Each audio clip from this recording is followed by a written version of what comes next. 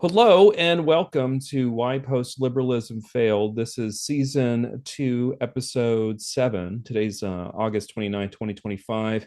I'm James Patterson. With me, as always, is my co-author Thomas Howes, but also with us today is Victoria Holmes, who works for the Dispatch. Hello, Ms. Holmes. Hello. Thank you for having me. I just want to say that I am very humbled that you two are having me on this podcast. Well, don't be. You're great. Be proud. No, no, boy. Maybe I shouldn't say that. Yeah, that's right. So you recently posted a short but very poignant video on how Catholics can't be fascists. And this seemed to be inspired by some experiences you'd had, maybe either in person or online. So why don't you tell me about the process for conceiving of that video, maybe what inspired you, what pressures you experienced, and maybe what the fallout was. So far there hasn't been any fallout, thank goodness, partly because I don't really have like a large following on social media. But what really inspired me to start the or to create the video in the first place is the fact that I have been online what I've noticed online for about 2 years now is this like idea of like Franco as a hero. And you don't hear about anyone else really. It's always like specifically Francisco Franco. And just a little bit of background, I didn't know who he was until lived in Spain in 2019 as part of like a study abroad program. And when I lived in Spain, like all I heard was just that Franco was bad. And then when I come back to the United States, a couple years pass and I'm hearing Franco again. And I hear a lot of people talk about how like Franco is this hero because he saved the Catholic Church. And I was a bit confused because I had these two different kind of like ideas coming at me, one from the Spanish people and one from Catholics. I did some initial research and some of it did kind of surprise me because what I learned about Franco in Spain wasn't that he was like going against the Catholic Church. And so I was kind of like conflicted. I was like, is this a good guy or a bad guy? But then I did more research and I found out that he, yeah, is like a bad guy. Um, so, I mean, you don't we really we need to have not go. made our own position on this channel a secret. I think 2 episodes ago was Franco was a fascist monster. And I endorse that view. So, yeah. So, I mean, so a lot of it does have like I said, I had these like conflicting ideas about who he was come at me.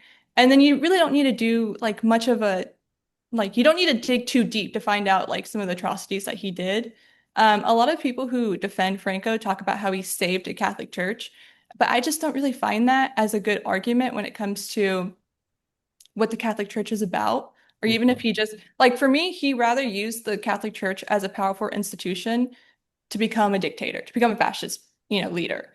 Yeah. So I think if the Catholic Church wasn't there, he would use some other powerful institution to do what he wanted to do. So yeah, so but like, so I'm a part of like I'm a part of a lot of online Catholic groups, and I just kept seeing this like Franco discourse, Franco discourse, Franco discourse, mostly from like a minority of people, like two or three people, and then the rest of the Mhm. online chatter will be about like you know, Godsplaining, which is a podcast, or about Thomism, which is a podcast, or about like not fun Catholic things, but just like things that weren't about Francisco Franco. But then these Mhm. like certain people would bring him up, right? Mhm. And I was just like, I can't just be silent about this. So I started engaging them in dialogue, which helped me like hone in on my arguments about why I think Franco is not, something that someone that Catholics should look towards when it comes to a leader. And so I created that video, which I think is my very first video. And then it just started. Now I'm starting to create multiple videos, um, just talking about these topics that I see online by people who are like Theo bros and they're wanting to talk about like Francisco Franco and then some other shady characters when you really do engage them in more dialogue. Mhm. I saw you had the cover of the Theo Bro video was that one online catechist guy. What's his name? Gordon or Timothy something? Gordon. Timothy Gordon. Yeah, yeah. So, Yeah. yeah, he recently posted some racist thing on Twitter or whatever and blew up or whatever. So that's why I was thinking of him. But um, so is your experience then? I hope but you can you're a younger Catholic who lives in now you're in Dallas, but you're going back to DC because you work at the Dispatch. And you have some connection with younger Catholics there. Where did you went to college at San Diego? Is that what it said? Or Yes. So I went to school at the University of San Diego, which is a Catholic school in San Diego. Mhm. And then yeah, this might be kind of a like I don't want to say tangent, but if this is going too long, stop me. But I've kind of been all over the place. I Mhm. graduated during COVID at University of San Diego, came back to Dallas, went to live on a ranch outside of Austin for a nonprofit for a couple months, worked as a TV news reporter in North Carolina, quit that job, but that's a whole nother podcast that we can do about local TV news reporting. And then came back to Dallas to freelance as a writer and as a podcast producer. And then while I was here in Dallas, I applied for the job at the Dispatch, which I have now as a podcast editor. And then I moved out there 2 years ago. Um, Okay. yes. And when I moved out to DC, I kind of had like I think the term is like reversion to the faith, not a conversion because I was always Catholic, Hmm. but a reversion to the faith. And I started hanging out with a lot of people who were like conservative Catholics. And Hmm. so there would be like these Thursday night dinners I would be invited to. There's like a lot of young adult groups. There's a networking group called Young Catholic Professionals, which is really awesome. I highly recommend like any young person under the age of 40 to look up their local chapter. Um, but I also started to come across a lot of people who were, and I don't want to bring politics into this, but they tended to lean more towards like the authoritarian is they were attracted to the authoritarian nature of Donald Trump. Hmm. They might have worked at the Heritage Foundation or were friendly to Heritage Foundation or worked for people who were like they were staffers for congressmen or whatever or they wanted to work in the Trump administration. And some of these people also tended to want to like be attracted to some of these ideas of like they would say things like liberalism is a heresy. Hmm. And it's like, okay, well, I like me not having any intellectual history background, I'm just absorbing this because Hmm. even though I worked for the Dispatch, I did not know who Jonah Goldberg, Steve Hayes, David French, Sarah Isger. I had never come across their work. I did not know those names. I needed a podcast editing job. I applied on LinkedIn. The person who hired me was like, "Can you edit podcasts?" And I was like, "Yes, I can." And then we did like a whole test, sent it to him, and he was like, "Okay, you're hired because we are, like we have so much work we need to do. We just need someone to edit these podcasts." So then So you edit like the remnant and stuff. yes. So it's I yeah. saw that you forgot to add. This is a podcast. You were like apologizing on online, right? Is because you're the like isn't that's like the part of the remnant? It's like no, you won't. This is a podcast. Oh my gosh, don't even get me started. Yeah. So what happened with that is that um we had the audio, but we record through this program, through an online program. We had her say it, and we record through an online program, and the program didn't capture it. Like it didn't capture. So you have the video of her saying, like you could see her saying it. We didn't have the audio. No, You Want This is a Podcast is such a big deal for Remnant listeners. Yeah. I'm not judging. I'm not judging, but it's such a big deal. And the night before, I was like texting Declan, who's our executive editor, and I texted Jonah and I said, "We do not have this one very vital part." And they're like, "It's okay." And then they're like, "You can say it." I was like, "Well, my voice sounds so different than the guest because it was a woman, but it still sounded different." I was like, "I'm just gonna email her and see if she'll just re-record it." It went out without it, but by the end of the day, we had it because I was able to get her to re-record. But See, yes, it this was is why you very got the job, right? exactly. You went the extra mile. Well, let's see. I don't know. Maybe that's why I'll lose it because they're always like the Remnant listeners are See, always in the but comment I, section. I listened to that episode and I didn't hear it. And I was like, oh, maybe she refused. No, I no, thought I had a different story in my head. Like she's like, I'm too good for, no, this jokey ending. But we no. took you off course. I'm sorry. I'm just So have to plug in my the fact that I'm a fan of your work. Thank you. I so this is really good though because it's like okay, so that James and I can probably relate to that. I don't know if James is a revert. I was kind of a revert in my early 20s as Yes. well. Yeah. So but James and I are old, right? And we don't have I mean, we have young Catholic students and we see some radicalism, but we're not going to get to hear the whole story for them. So it's nice to hear from the standpoint of somebody who's a little bit younger and dealing with younger professional that they're it's good to know that it sounds to me that not all of the young Catholic professionals in DC are like this. This is just a portion of them. So that's good to know. Um, but you're seeing it even offline. It's not just an online thing. There's some radicalism even that the people that you encounter in daily life that are Catholics. Yes. Online it's really bad. Like online Mhm. it's really, really bad. I'm a part of a few online like chat groups that I just entered because I was like, oh, I want to talk more about my faith. Like I want to talk more about the saints. I want to talk more about people that I look up to, other priests, maybe talk about Bishop Barron's latest podcast, whatever. Do not bring up Bishop Barron in those online chat groups because they will just like go crazy and they will like attack you because they don't see him as someone they just don't admire him as much as I think the average layperson might admire Bishop Mhm. Barron. So I really am on the defensive a lot in those. Well, I don't want to say defensive. I also play a little offense too because I'm not afraid to back down from like an argument or a conversation, you know. Mostly because I won't be able to sleep at night if I'm not able to. So yeah, so definitely online. It is offline. I was not as concerned about it until about a year ago when I was like talking about this is this was a long time ago, so I might get some of the details of the story wrong. But I was talking to someone, I think he didn't work at the Danube Institute. He wasn't a fellow at the Danube Institute, which is in Budapest.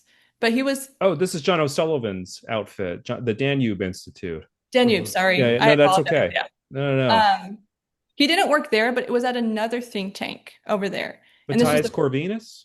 I can't remember. I Okay. apologize. Yeah. But Hungarian Institute for International Affairs. Believe me, we know him. yeah, there's a few, right? But I was talking to him and I was talking about how like we like just because the left uses power to do whatever it wants doesn't mean the right should use power to do whatever it wants. Because we were talking about like not limited government, but like more control from the government. And I was like, we don't want that because the left uses power to do what they want. And he was like, why shouldn't the right to do this? Why shouldn't the right do the same thing? And we just went back and forth, back and forth. And that at the end of the conversation, he ended up calling me Pontius Pilate. So these people are like very convicted in how they believe like how the government and state should be one thing and how they should be willed to use, yeah, how they should be like, how the government should use the church to for its power and how the church can use the government for its, own policy agenda and ideas and stuff like that. So it is definitely something that is concerning because there is not this like separation between the two. It's starting to become more melded together. And I just think it's interesting, especially when you see like Catholics post like this is the most Catholic administration, ever, and they put all the, people in power who are Catholics and stuff like that. And they want to use that for their own advantage. And I don't know if that's necessarily a good thing at this point. Have you Pontius had a Pilate. chance to, sorry, Yeah. or James? They called you Pontius Pilate. Wait, This, yeah. this is fun too. They call me Pontius Pilate, and then they also asked me out on a date. So Uh, I mean, the young adult scene in DC for Catholics is very rough. Let me just say that. But That's it's interesting. insane.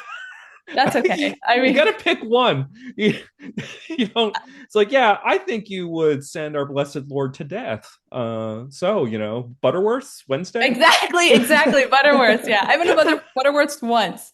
Um, I was not blown away by it, but also there was no one of significance was there when I went, except for maybe like other dispatch people. But it was okay. The cocktails were good, but the food not so much. Really? are you Well, the maybe they knew you were at the dispatch. They were like, "Oh, we got to get this woman out of here." For sure, for sure. Exactly. Yeah. are you the only Catholic at the dispatch? No, there's quite a few. Oh, okay. And I'm pretty vocal about it too. I mean, a lot of Oh, people at cool. the dispatch know like they know I'm Catholic. I try to like I don't have an agenda, but I will push more. I'll send Jonah like Catholic thinkers and I'll be like, you should have this guy on. And then he just like yays or nays it. But I am very vocal about being Catholic, which is why I like working at the Dispatch, because before I worked as a TV news reporter. And I feel like, I mean, there's no one's telling you not to share your faith, Mhm. but it's just easier at the Dispatch when you work at a conservative institution to like say like, oh, I'm Catholic. When I worked as a TV news reporter, I was told this is what you can and cannot post.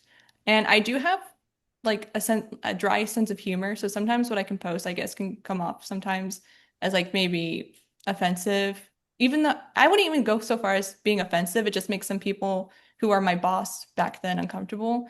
And then you have Jonah tweeting out like whatever's at the top of his mind. And so I feel like I'm a little bit more comfortable at the dispatch when it comes to sharing, my thoughts.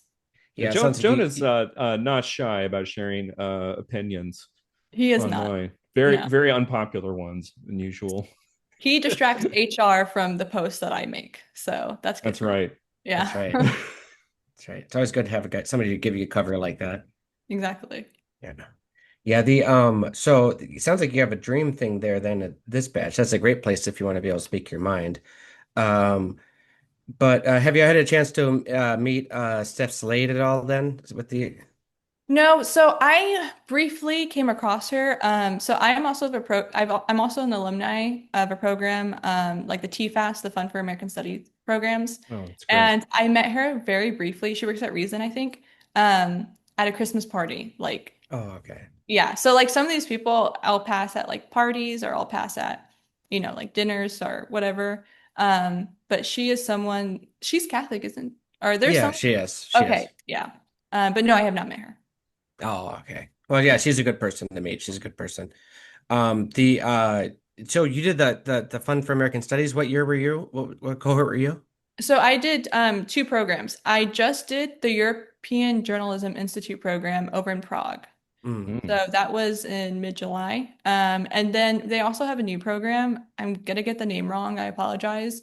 It's like the Media Fellows Initiative program. I was a part of the like the first class, like the first cohort of that specific program. Oh, cool. Yeah. And that was 2024 to 2025. It ended in May. Oh, very cool. Very cool. All right. Well, that's so that okay. So this is helpful. I mean, this is what I keep hearing. Yeah, I used to live in Northern Virginia. James used to live in Charlottesville, I guess. Not really Northern Virginia, but within short drive. Um, and but I mean, I'm so removed from it, but I keep hearing things. I hear rumors that in the DC world that this is an issue. So what about anti-Semitism? Is that something that you've seen online or in the DC world? So this is okay. This will reveal how ignorant I was. When I and you can also tell me from your firsthand experience, like your personal experience, if anti-Semitism has like ramped. I know it's ramped up, but like if it's really ramped up the past couple of years, or if it's always been this way.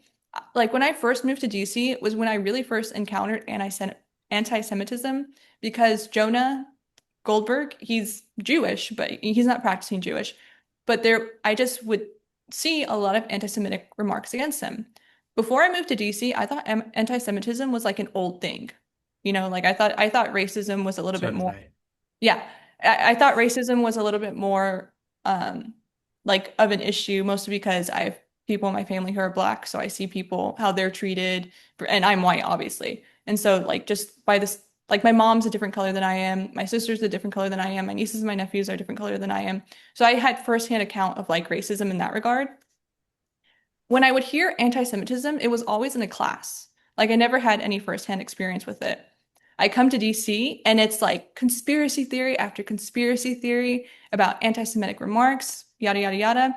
I don't tell people, this is how bad it is. I don't tell people in some of the Catholic online spaces I am where I work or what my last name is because I fear that they will use the institution that I work for against me because they'll start saying stuff about conspiracy theory about Jewish people. For example, so we're recording this on August 29th. Um, there was that tragic shooting in Minneapolis, and I'm seeing in some of these spaces how the shooter was Jewish, and like that's part of the evil that like motivated this person to commit a horrific tragedy, right? And it's like, first of all, do we know that? Do we know that the shooter was Jewish? And then I can't remember if this was on X or if this was in one of these spaces, but I saw like, oh, well, the last name is so and so. So this was on X. Well, the last name is so and so, so that means they were Jewish. I think And I it's saw like, the same comment because they featured a cropped image of a anti-Semitic cartoon as a kind of hint of where they were going for. right, okay, yeah, yeah, Yeah. yeah. So it was on X. So just like that kind of discourse does not only exist in like these like big online spaces, but it also exists in like the Catholic online spaces where they use Jewish as part of the reason why this like directly correlates being Jewish to the evil that this person committed this horrific act. So that's just like the most recent example. But like I was saying, I'm afraid to put my last name where I work, anything like that, because I'm afraid that they're going to use this idea that because I work for someone who is Jewish and runs this media company, like they're just going to go on the offense and say horrible anti-Semitic things because they do. Like I already see them do it in other yeah, like just like in other instances. So yeah, like it's really bad. And then and then I try to discourse and dialogue with them, and I will go on the offense, well, defense, offense, I don't know, whatever. But I will say, like, what is it that's making you think? Like, what is your rationale behind it? And then they'll start quoting church fathers. And then they'll start, like, they'll quote St. Thomas Aquinas, they'll quote, like, church fathers, yada, yada, yada. And they use that completely as their defense for everything. Like, oh, the church father said this about Jewish people. And then they do, this is something that I had a conversation with someone last night. They do see it as an us versus them mentality. Like the Franco stuff, the Jewish, like when it comes to like talking to Jewish people, they do see it as an us versus them mentality. And I asked this one guy, I was like, well, in your ideal world, what do you want if you don't like Jewish people? Because I was kind of seeing like, I don't want to say how far he would go, but I really wanted to understand where he was coming from. And he said, I don't want them in government. I don't want them in the banking system. And then he just had a list, just on and on and on. And I was like, would you commit acts of violence against them? And he was like, no, of course not. I'm not going that, like, you're crazy, yada, yada, yada. But it's still kind of like, it just doesn't really make sense to me that they won't go as so far to like say like as to commit acts of violence, but they'll do so many other things to limit their liberties that it's kind of like it is in a way to me. I hate like using like such like loaded language, but it is kind of like an act of violence because it's like you're limiting their liberties to the point where they can't do anything, you know? And then what happens after that? Because something will happen after that. It's never just going to be like, oh yeah, like let's not let them, have any sort of form of control of their own lives. Well, that's like how the I mean, that's how the reactionary Catholics in France in 1940, when they started passing Jewish laws, and they're like, oh, good, this will be good. They have too much influence in the government anyways, so this will limit their whatever, and ends up making them second class citizens, and they're happy with that. And then Yeah. they start getting thrown in camps, and then it's like, It it's it it follows a pattern, it Mhm. follows a pattern, and it's also I just can't get over this what this guy said when he said it's an us versus the mentality. And that conversation was more talking about I was having an argument with this person about Francisco Franco, and he was like either you're against the church or you're for it. And Franco was for the church, so it's us. So that's how he sees them in the us He camp. was for the church when the church was for him. That's What right. was he talking That's about? exactly what I said. Exactly. And then I told him, I was like, see, I did my research. I listened to one of your podcasts about Francisco Franco. And I told him, and I said, well, because I didn't even know this until I listened to your podcast, that Franco's army also killed Catholic people, Catholic Yeah, priests. Navarre.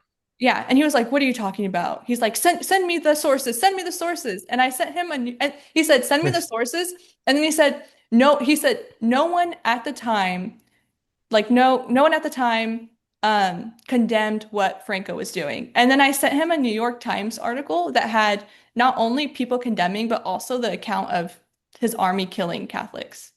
And then like I just haven't checked my chats since then because I was just so frustrated. And I also have a full-time job that I have to like keep up with. Yeah, So yeah. So Franco's. I don't want to out this guy too much, but Mhm. would you describe this person as working in government or no, adjacent to government? No, this No, person okay, good. from Thank no, God. no, no, no. This was not yeah, that's a Oh, good yeah. clarification. This person is not in government. This person from what he's and this could be like I don't know if he actually does this as a job, but he is supposedly a teacher. Like he's like 24, 25 and he's a teacher. I don't know how true that is, Mhm. but if that is true, then that is absolutely so sad. Yeah. And then Yeah. also like I can send you two like after this recording screenshots of what exactly I'm talking about so you Mhm. can see the kind of arguments that I'm having. And I Now, think have you seen any of this sort of stuff? You said you've seen some of this stuff too in the real world, like in DC too. I think when it comes in the real world, I've seen so anti-Semitism, not honestly, not so much. I've Hmm. seen more of the authoritarian stuff. Anti-Semitism, not so much. I don't know if that's because I, when I go places, they see that I work for the dispatch and they know who runs the Hmm. dispatch. But I do, I mean, I see Jonah get The anti-Semitic. Jews run the Exactly. dispatch. No, exactly. That's what they, yeah. So I Parentheses, don't know. parentheses, parentheses. Exactly. Yeah. So I don't know how true, like I honestly would say my firsthand account of anti-Semitism would be like an indirect kind of like, yeah, indirect um sort of experience because of what's directed at Jonah. Yeah. Have you ever come across one of these? I'm actually starting to become very concerned about this because I always was under the assumption that groypers were very few people and there are a lot of bots. Have you met a real groyper in the wild? Sounds like yes. Yeah, Well, that guy sounded like a groyper. Yeah, yeah. this is the hard part. Who is be okay?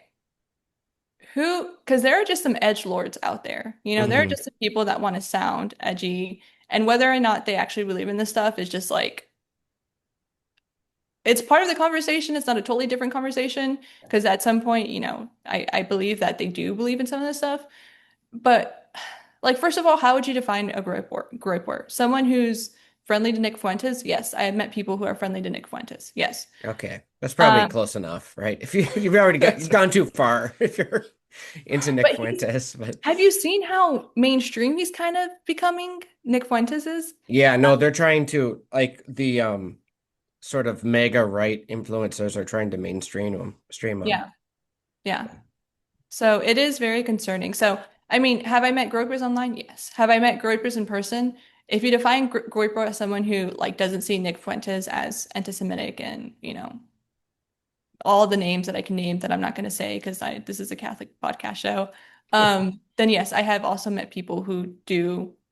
And then some people will say, "Oh, I watch him because he's funny." And it's like, okay, like I have to admit, like I've heard some like some of the ridiculous stuff that he just says that comes out of his mouth. You're just like, "Oh my gosh, okay." But at the same time, it's like, are you watching him because he's funny and that's just right now the socially appropriate thing to say, or do you actually watch him because you look at his views as something that are acceptable?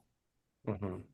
Yeah. Yeah, I did see a comment once where Nick Fuentes said something, and this woman said, "Hey, can you warn us if you're going to say that like racist white supremacy stuff? Because I like the other stuff." It's like who is this person? What? I like the cat boy stuff, but keep the Nazism to a minimum. But that's how they see it. Like it's okay in Yeah. their eyes. Yeah, for sure. I Okay. have to ask now that I've heard about the amount of anti-Semitism that you've encountered. I have to ask: do people ever bring up the Freemasons? That's a good question because Yeah, they're usually like linked. No. yeah. They Okay, they they because that's don't kind bring of a deep cut. yeah, no, they only because when I've been doing a lot of my research when it comes to these because I started making these videos after that first one because it's like I can't just sit back and not do anything because I feel like by not doing anything, I feel my conscience guilt. Like I feel guilt in my conscience for like number one, not engaging in this. And then people are like, there are people who tell me not to engage in it, and they're like, just let them be. And it's like, I don't know. Maybe that is better just to let them be and just because they want attention. But at the same time, when I examine my conscience, I can't let the fact go that I can dialogue with these people, I can argue with these people. And like when I do that, I do feel like I'm at least hopefully people who are watching these conversations, in like online public spaces, that other people are, starting to understand my side Sounds instead of about Hmm. just like Tom. this one side. Yeah. This is So the same. This is the exact same thing we heard. Don't yeah. bother. You're going to draw more attention to them. And so I backed off for a little while, and I noticed that it did make a difference if I didn't engage. And you're right. There's an audience of people you don't see who are persuadables. Yeah, Hmm. exactly. And if they only hear this one side, then of course that's who they're going to go towards. Hmm. So yeah, so Often that's some why, of the yeah. people that were like this person who did not know about Franco right? The other stuff about Franco might have once been one of these persuadables, but instead now he has this kind of nonsense, partially informed, and so trying to get this information out there so that they're fully informed about this is really important. So there's no standing idly by. I had the exact same experience as you did, and decided to go all in on this, much to the dismay of some of the people I knew at my old job. Yeah, Yeah, it is every not a popular reaction, which is sad. yeah, I mean, I've every once in a while somebody would, I think James, sometimes they do it with James and me. Uh, or I'm sure James gets this too. I'll sometimes get messages from people thanking me for saying something. And I'm Mm. like, they're like, I really appreciate that you're saying something about this because nobody's saying anything about this. Do you ever get those messages, James? Yeah, and I'm always sort of like of two minds about it, because on the one hand it's like thanks, but on the other hand it's like, hey, could you help? This sucks. I don't like doing this by myself. It's like as soon as we saw Victoria's video, we were like, get her on, get her on. There's three of us now. Yeah, it is not a popular because the people who do agree with you just see the other side as like being um just attention seeking and not as a real threat. Mhm. And then because I've been in spaces in DC and because I know what some of these people do for a living, when it comes to the people that I've met online, it's kind of like, oh, it is a real threat Yeah. because Oh yeah.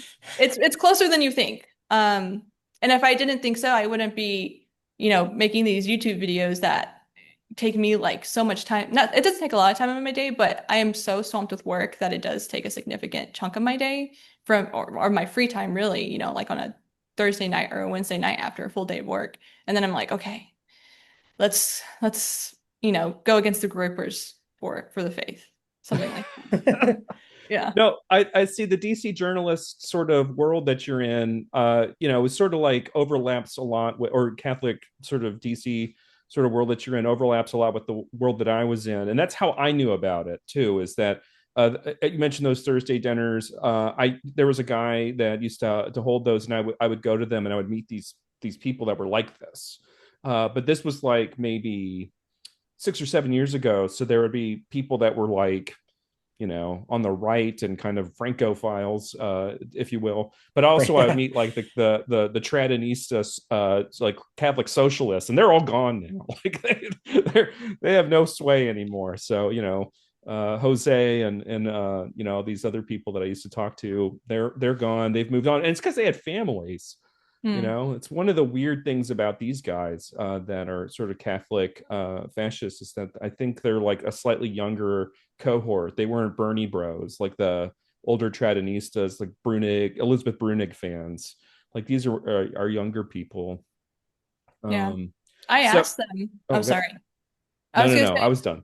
I asked I asked one person who is particularly like I feel like he could be persuaded, like he could be saved, And I asked him, I'm Mhm. like, when did you get interested in, when it comes to some of the stuff about the Jewish people, when it comes to stuff about Franco?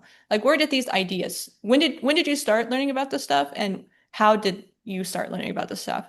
And he said about a year and a half ago, which seems to be the norm, about a year and a Mm. half ago. And then he said, I started learning about Catholic social teaching. And so it's just this weird because a lot of these people will cite like, oh, I'm learning Catholic social teaching. I'm learning Catholic social teaching. From where?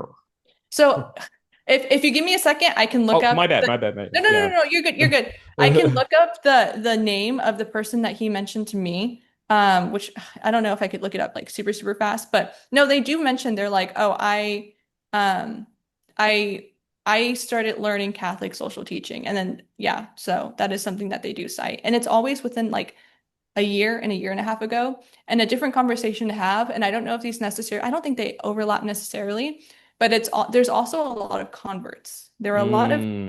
a lot of the Catholic groups that I'm in, they tend to have uh like I like to do this thing where I'll ask people, okay, like we'll be, at a dinner and I'll be like, okay, just out of curiosity, how many people here are converts? And the last time I did this, I was in Italy for the Jubilee of Youth, and I was at a table of 8 people, and out of eight people, one, two, three, four, six. Out of 6 people, 4 of them raised their hands and they were converts, and only 2 were me and someone else were the only cradle Catholics. Interesting that the reverts are not doing this. The Yeah. revert, Not all the revert, converts do this, but the reverts are like not on board with this. I don't know. I need to do more. I would say I wouldn't say that Okay. 100% because I do know like a lot of converts who are a lot of reverts who they're not as I would say they're not as extreme, but they do.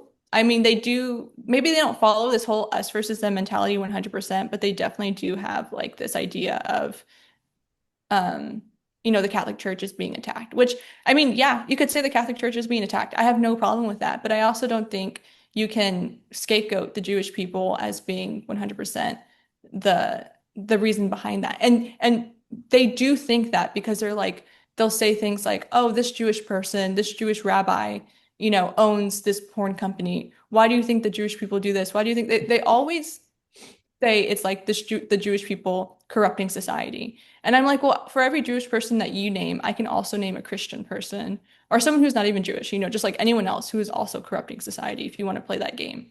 Um, but so yeah, so that's just another point I wanted to make is that it really is this idea that Jewish people are corrupting society because, and then they'll list these like businesses or, roles that they have in either government or the private sector. Yeah. Yeah, normally I mean, James and I have tried to, if we mention this to bishops or something, like I actually written letters to a couple of bishops, didn't get any Have you? response. Yeah, didn't get any response about this, but I think that they have that same mentality of like this can't be our real problem. Our real problem's coming from the left right now.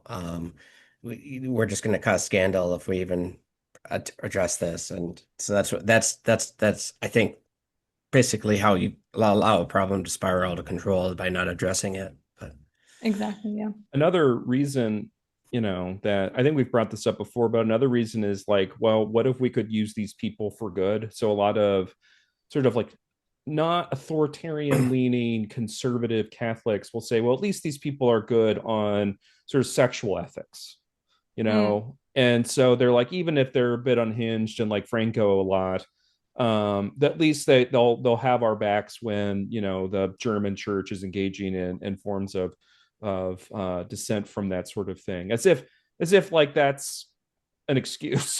We're defending fascism. It's like, no, it's not actually. And a lot of yeah. it too is like, I mean, if you want to go that, like, if you want to go that route, I also found the name of the book that this person Oh, told yes. me about Catholic social teaching. So I'll say it real quick. It's The Framework of a Christian State, written by Father E. Cahill in the 1930s. He draws heavily on the teaching of Pope Leo the Eighth and Pius the 11th in particular. Um, so this area of study actually has a name. It's called Catholic social teaching. So he was telling me like, oh yeah, like this is like as if I did not know that we had something called Catholic social teaching. And it's sadly forgotten by many Catholics today. The kingship of Christ, the rejection of liberalism, communism, socialism, even capitalism in a sense, the proper union of church and state. Um, so this wasn't a discussion about Franco, and I love how he says the rejection of all those things, but he doesn't talk about the rejection of fascism. So yeah, but that Interesting. was the name of the book that he mentioned to me. That kind of started his downhill obsession with everything that he talks about. Yeah. I Oh, took yeah, a that guy stab in the also wrote, dark, and you know what I found is also written by Edward Cahill. What is it? Freemasonry and the anti-Christian movement. I yeah, knew I it. I say didn't that. even look. And what else do we got here? Oh, of course, this book is going to be citing the Protocols of the Elders of Zion. And this was published 2 years before he wrote the framework of a Christian state. Every time, Tom, every time. Well, he died before the U.S.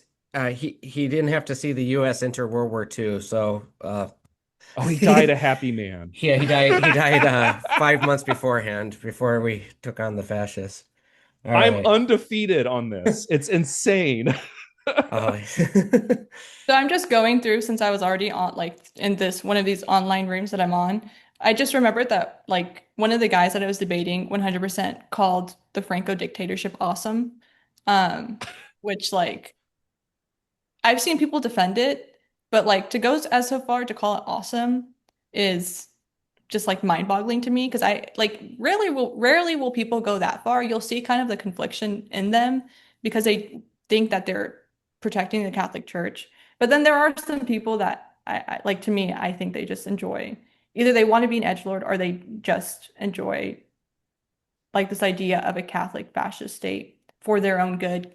Partly because if I would have to guess, they feel powerless in their own lives. If this is Mm. like Hmm. a 24, 25-year-old male and he, we just had COVID, maybe that impacted his college experience, his job opportunities, whatever, then I can imagine like this feeling of powerlessness being attracted to like, oh, my faith, plus this idea of, you know, Franco, like this idealized version of Franco is something that he can look toward or yeah, look up to.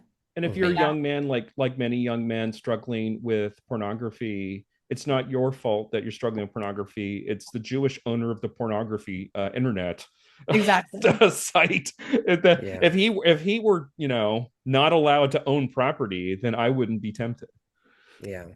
That's right. I That just people are wanted to read externalizing from their regulation because they struggle with the self-regulation. That's Yeah. pretty common.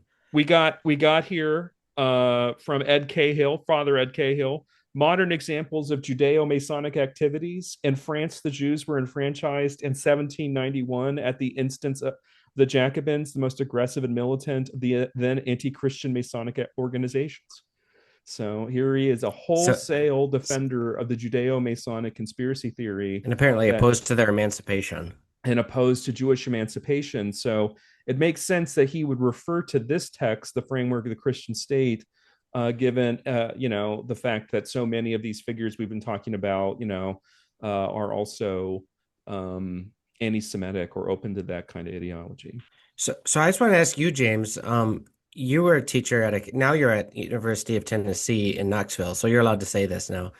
Um, you were a teacher at Ave Maria. Did you see a lot of this stuff there? So yeah, I did. Hmm. And I try not to bag on Ave Maria. They were very good to me. And there were not just academics there that taught this stuff, but there was a department that more or less had this as a defining line and unofficially kind of like a line for hiring. Hmm. Like you had to hold these positions. Um, I won't say which one. There were also those of us there that opposed this sort of thing, but I don't think necessarily we outnumbered them. It was I think we were outnumbered. And at one point, when I wrote a review of Kevin Valier's work, that same department actually came to the provost and demanded discipline against me before speaking to me about the subject. And when the provost, it's a wonderful man, declined, it was only then they spoke to me, but did not inform me that they had called for this kind of discipline. And I had multiple students talk. I had one who came up to me, sort of like, uh, sort of like terrified. But he's like, "How bad are the Jews? I've been hearing some stuff about how bad they are." And I was like, "What are you talking about?" And I said, "I was like, no." It's like, yeah, I said, I understand that there's a lot of people here who scapegoat the Jews. But if you want to know the church's position on the subject, read Nostra Aetate from the Second Vatican Council. All right. They don't pay attention to the Second Vatican Council. They laugh at it. They don't put any weight to it. I bring up the Second Vatican Council at times. In fact, I've kind of stopped. I've had to, find other workarounds when it comes to arguing with some of these people online because they see it as they don't see it as legitimate at all. Yeah, that's why they don't like Dignitatis Humanae either. There's Yeah.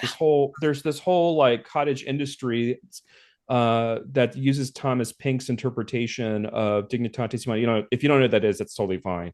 I worked at this Catholic liberal arts college, and this is kind of Tom's area of expertise. So that's how we know about that. And they use this kind of cottage industry essentially to read SSPX, or Society of St. Pius X's rejection of Dignitatis Humanae into like mainstream Catholic um, theology on the subject matter, even though it's expressly rejected by the church.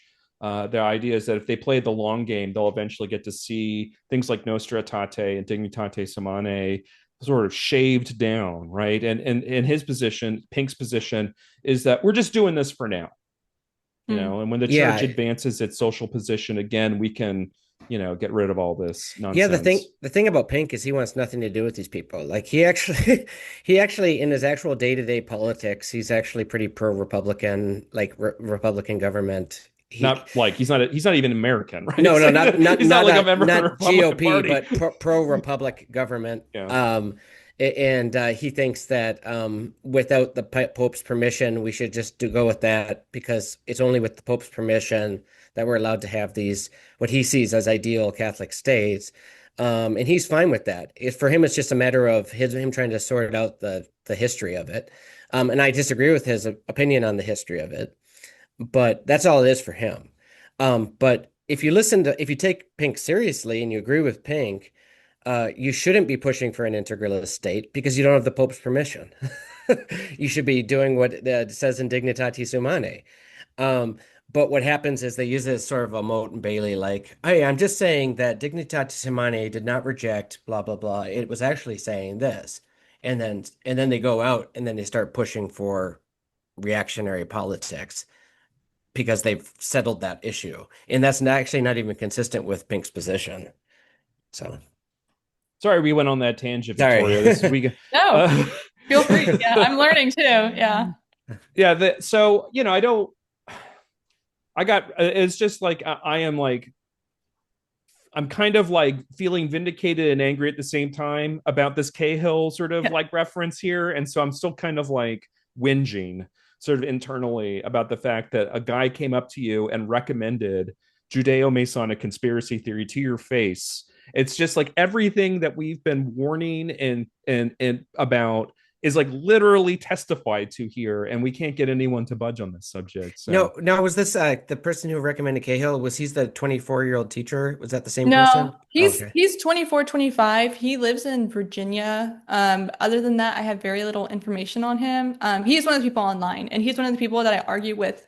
I go back and forth. So, like, I mean, I try to be, what's the word? Prudent. What's the word? Yeah, prudent Hmm. mm-hmm. about how much I engage in these conversations with people because it can be exhausting and it can be distracting, and you can be thinking about it when you're supposed to be focused on other things. So I do kind of have to like set aside like a certain like set limits for myself about when I interact with these people and how long I'll interact with these people and whatever. Oh, But okay.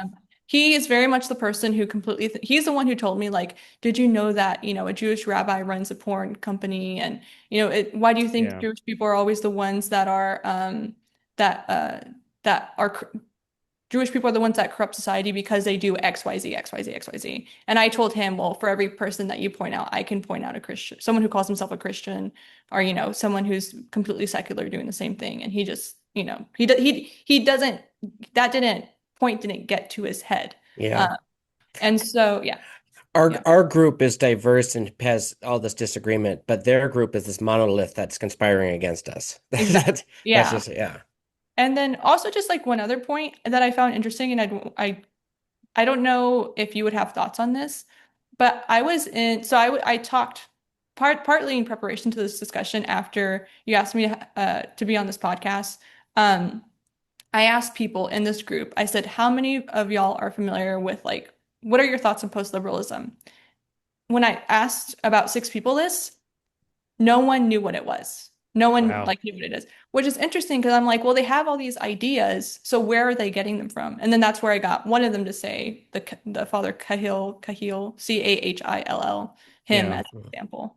So yeah, So maybe this sort of like underground sort of Nick Fuentes, true. traditionalism thing is probably even more popular among among not normal, they aren't normal, but I'm saying among like the sort of folk uh Yeah. young Catholicism than like sort of this intellectual post-liberal thing that you get from like Patrick Deneen and Adrian Vermeule and all of them. Right. I Which mentioned is their names and they were like, I don't know who that is. And I was like, Yeah, okay. that's where I'm concerned that the Nick Fuentes disciples outnumber the Patrick Deneen disciples like 4-1. It's actually worse. That's worse. Yeah, I mean, Yeah, Deneen, that's yeah, way Deneen looks worse. like great compared to Nick Fuentes if you're comparing him to Nick Fuentes. Well, NatCon, he's going to be sharing a stage with Steve Bannon, so maybe Deneen's going in a direction that I'm not going to say anymore. I'm tired of people trying to get me fired. So maybe though, I mean, could that it's possible that you know, these people like Deneen and them might get so, they just seemed it's possible that what I've seen so far is Deneen believes, X, but he gets all these young followers and he thinks, oh, whenever I see these young people, they're all like he talks all this stuff about the young people have this great they support post-liberalism. They don't want this liberalism thing or whatever. I'm like, I wonder how many of those people are really more like the Nick Fuentes types. So And sorry, I didn't mean to cut you off. oh, Continue. sorry. And he doesn't realize it. And I wonder if that he might back off a little bit when he realizes that they've opened, Pandora's box here a little bit, or that they should be pushing back against it. Or sorry, what were you gonna say? Um, One thing when you mentioned Deneen, I just remembered, and I apologize for interrupting. I'm a very excitable person, which is like why it's good I'm behind the scenes in most podcasts because I'm like, oh. But when you mentioned Deneen, what just popped in my mind that I remembered is that one of the people who is a peer of mine, he works at a conservative media outlet. He was in a TFAS program. I have high respect for this man, but I do, or man, he's my, yeah, man. But I know that he had Deneen as a teacher at Notre Dame. Did Deneen teach at Notre Dame? It Hmm. still does. Yeah. He had Deneen as a teacher at Notre Dame, and he converted to Catholicism during his time at Notre Dame. And then Okay. now I think he is more friendly to those ideas. I wouldn't say 100% because he is I've had conversations with him and I think he does see like the drawbacks and stuff like that. But I do know he was a direct like he had Deneen as a teacher, converted to Catholicism at Notre Dame, now works at a conservative media outlet.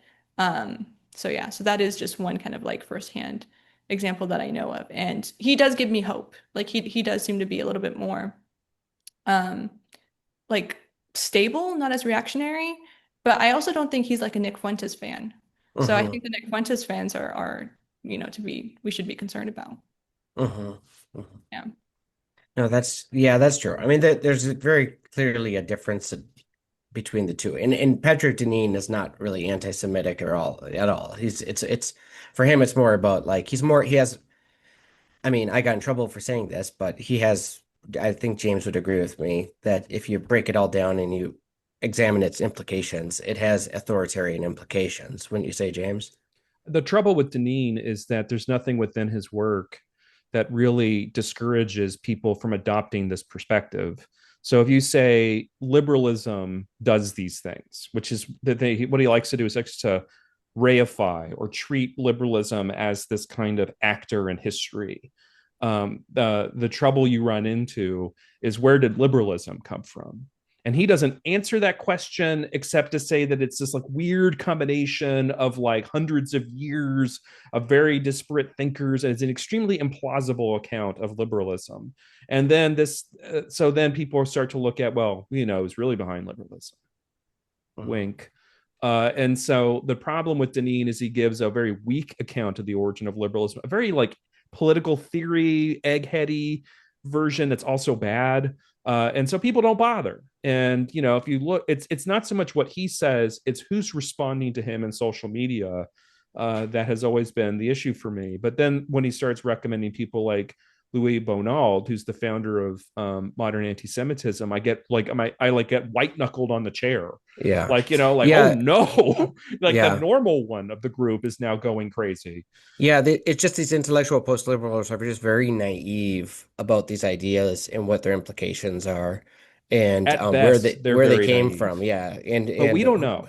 yeah, and they have a very rosy picture of what things were like before, or what things have been like when they've been tried to implement them. Look, when Adrian Yeah, Vermeule and Sorba Mari were recommending the Chinese regime over our own, yeah. like No, there's clear authoritarianism there. I have no way of believing that they're naive about what's actually going on in those countries, Mhm. or Russia or whatever.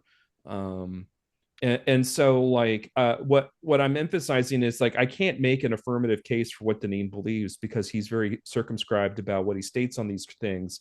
So what he does instead when we got tripped up with him last year is he does the Darvo technique, which is you know defend against the attacker and reverse, right? So what happens is I make an observation about him citing the founder of modern anti-Semitism, and his response is, "I am a victim here. Reverse the victim."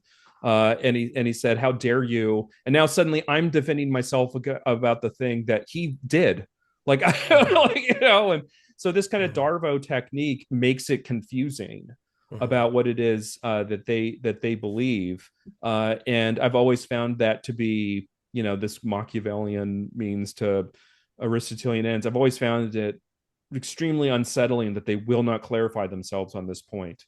Like Mhm. they've had years to talk about this, Mhm. and they just won't. Well, J James, I'm actually sorry, Victoria. I keep talking. I keep, but Vi Victoria's point about the the groypers, the sort of folk post-liberals that don't even know the word post-liberalism, who are like interested in these like pre-conciliar anti-Semitic writers, and reject the Second Vatican Council. Um, I'm concerned, like, you and I, we kind of, with our book, we kind of, we show sort of the toxicity of these ideas and their implementation and all of that. And like, one of the things with Franco, we show like this guy was nuts. He believed in this sort of Judeo-Masonic conspiracy theory. Franco even thought that, he passed along this letter that was made by German propagandists of supposedly of FDR to some Zionist leader, which he saw as proof that the Allied powers were trying to, you know, were conspiring. That there were Jews behind Allied powers, and they were conspiring to destroy Catholic Europe. And he passed this along to Pius XII in 1943. The guy was nuts, right? But I'm worried that like we haven't shown that it's nuts to these people, like the people that she's talking about, that they're gonna be like, well, maybe it was right. Maybe that letter was real.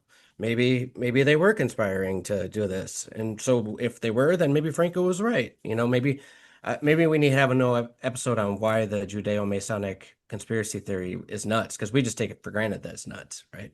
Well, and Victoria's account of the conversation is part of what worries me because there's like a closed system here Hmm. where, if you disagree, you're automatically considered with suspicion. And so it doesn't matter what evidence you bring, it's probably Jewish, right? And so it's like, oh, what am I going to do with this person, right? They've closed themselves off from any kind of arguments, and it gets to this point where like a lot of people refuse to believe scientific discoveries in Germany because it was Jewish science, Yeah. right? It's just like they're so closed because of ideology that they can't believe. I can't believe I'm saying this. Believe the science. They have to Hmm. attribute it to something else. Have you persuaded anyone, Victoria? Do you have any? Uh, Well, like I said, I think there are people who are observing this, who are in these conversations. Okay, this is one thing. I tend to be the only woman in these conversations that will Hmm. come out and say certain, like, there's like a whole, this like Catholic theology discussion, politics discussion. I'm usually the only woman in this discussion. And this tends to be true in DC as well, that I tend to be yeah. the only woman in these Catholic spaces. Um, Especially online when it comes to this particular topic. That being said, I think a lot of women who are seeing this, who are not participating but are seeing it, are probably more on my side, just Mm-hmm. because like when I do have discussions with them about this, they tend to agree. Or they'll like see my video and they'll be like, "You're so right. Like this is, like thank you for doing this." So I do get a lot of thank yous from a lot of other women. When it comes to the men, I mean, there's like five of them that are really like convicted about this kind of stuff, and I don't think I'll convince them, number one, because I don't think they have enough life experience to be convinced. Mm. I think a lot of them, one of them, I'm pretty sure has not really gone far from his home state. Hmm. I think a lot of these people who are online do not leave the place where they are at where they were born and they stay there. One of them lives in a rural area, and I think you really cannot really change their mind through persuasion or through, online debates. I think it really has to be a life experience because that's how I was really formed. A lot of my current thoughts and ideas were formed by the fact that I lived in Spain for 6 months. So I do have this like background knowledge of, Franco and people who were alive during his regime. And so I mean, I'm not going to be a doomer. I hate doomers online. I hate, dooming. I don't know if I've persuaded any of these consistent people that or these people that I'm consistently in arguments with, but I do feel as if there are people who aren't participating but are watching that are being persuaded. We've Mhm. had you for an hour, and I can't let you leave without telling me about the conversations you had in Spain that about Franco, which I'm assuming were not numerous because people in Spain don't like talking about Franco. This is like one of the features of Franco is that everyone would like to collectively forget that it ever happened because it was so Right, bad. exactly. But tell me about Franco in Spain. So you're right. People do not like to talk about him. I lived with a Spanish family. There was a son my age, a son around 3 or 4 years younger than me, and then a mother and a father. It's funny because they will participate in Catholic traditions like Holy Week, but they did not go to church. I was the Mm. one who went to church every Sunday. The whole family did not do church. They did not do anything, but they did have those, I can't remember, but like those, they're not costumes, but the sort of like it's so bad because it's similar to like what the KKK Oh, wore. Oh the yeah. penitent robes. Yeah. Yeah, So yeah, yeah, so yeah. they had the penitent robes and they would participate, in those kind of processions, but they didn't go to church. So it was kind of interesting to see this like the tradition is still there, but the faith really isn't. And it's Mhm. sad. But I did go to church every Sunday and the churches were empty and the churches were beautiful, but there wasn't a lot of when I did go and I did see people, there weren't a lot of young people. So that's just one observation about Catholics in Spain. This was 6 years ago, 2019. It might have changed because of COVID. When it comes to Franco, I first heard about him when I was in class at the University of San Diego. We had a Madrid outlet, and it was the basic, he was a bad guy. I couldn't really, I mean, I wasn't really paying attention about why he was a bad guy. I'm sure they said what he did, but I was just kind of like, oh, Franco bad. And then I would come home, and at some point, the discussion about Franco did come up not from me, it was from one of the family members. And it was, don't talk about it. It was because they said, don't talk, they said, don't, oh, maybe it was from me, because maybe they asked me, like, what did you learn today? And I said, Franco. And they told me, like, we think he's a bad guy. Like, they're like, he was a bad guy. We value things like freedom and we value the things that we love about the Spanish culture. And he was so anti-Spanish. He was so anti what we were, that kind of stuff. But then they would say, they said, if you talk about him in public, that's like, don't do that, number one. Number two, there are some older people who are very friendly to the Franco regime because they saw him as order. Like they saw him as a point of order. So they said it's just a very contentious topic. And yeah, it was mostly just like don't talk about it. But I was told a lot of people do not like him, but then you will have, an older person that will show favor towards him. Yeah. Yeah, it. I remember bringing up Salazar, who was dictator of Portugal once, and I had a Portuguese student. I sort of mentioned offhand about odd fanboys of Salazar, and she looked at me like I had just described alien race to her.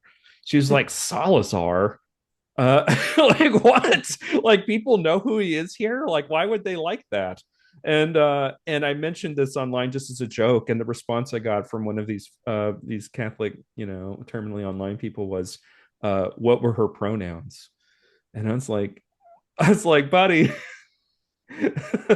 first of all, I kind of laughed, Yeah. because it's, he kind of got me in his own in the game that he's playing. Yeah. But on the other hand, it's like, buddy, like look on her face, man. If you had seen it, I think it would have given you pause because it's not a game. to people who lived in Spain. It's not a game to the people who lived in Portugal. You know, they're when we talk about Franco last time, it was we were talking about all the kidnappings. Those kids that were kidnapped, many of them are still alive. Mhm. They're still alive in Spain. There's a reason you don't talk about this stuff, you know. And for all of the people who want to say it's about us versus them and have these kooky, anti-Semitic conspiracy theories, this has all been like online and, as you said, without any kind of direct encounter with the real world. But for the people who endured this sort of thing, there's a reason they don't go to mass. Like going to mass is kind of like declaring affiliation with Franco for some people in Spain. Did you ever hear that? This is something I've been told, but I'm not sure. I wanted just putting you on the spot here, but what did you ever hear something like that? No, they never really put they never made that direct correlation. But in the online spaces that I am, they say that Franco saved the Catholic Church. And when I do make the argument, like, no, he didn't. He didn't, because if you look at numbers now in Spain, they declined. And they Mm-hmm. they don't see, they're like, well, let's pull up numbers. I'm like, okay, let's pull up numbers. Like, I don't understand why you think Franco saved the church when afterwards there's when you go to Spain, people are not, well, when I was there in 2019, people were not in the churches. And Yeah. So he so, didn't save anything. yeah. Yeah. That's the fruit of what they call political Catholicism. It becomes sort of this sort of superficial, framework people go along with. It's cultural, but it doesn't tend to encourage conviction, actual faith and conviction. So, So when we got this, like when we were having this like new most recent Franco flare up, I had someone really go after me on this. And they're like, so you support the Republicans, you supported the extermination of the church. And my response was, if Catholics in Spain were going to die, I'd rather them die as martyrs than as accomplices. And the response from this person uh, was to reject the martyrdom. And that's the thing that really haunted me from that conversation, was that Christ died for our sins, but they reject imitating him Hmm. for the purposes of defeating the enemy. Right? This is the person on the cross who says, "Get down and bring your army of angels if you're really the Messiah." Just like this despicable kind of attitude. And it's a spiritual sickness, like you were describing them having these kinds of compulsions earlier. It's very sad, and I do hope, as you said, that the greatest salve or solution to this will just be growing up. Yeah. I don't know if they will grow up. I don't know what life circumstances may bring them towards Mm. experiences, or if they even try to go out there in the world, if they think it's just one whole big plot against them and their salvation. well, I think you're doing the Lord's work by talking to them and having conversations with them, and that you can be a vessel for that. Through those sort of honest conversations, sometimes people have conversion or they come to a new horizon. So keep Especially up as the a great woman, as you work. said, that's not easy. Sorry to interrupt you, Tom. Oh no, I do think you're probably doing a lot of good work even for them. Even if you don't see it in the short term, you're planting seeds that might have fruit down the road. Hopefully. But thank you. Yeah. Thank you so much, Victoria, for coming on the White Post Liberalism Failed podcast. Don't forget to like and subscribe, hit the bell icon, send us money, send Victoria money, all the things that you should listen to the remnant, She Subscribe to the dispatch. Yeah. subscribe to the dispatch, send them money. We'll see all of you later.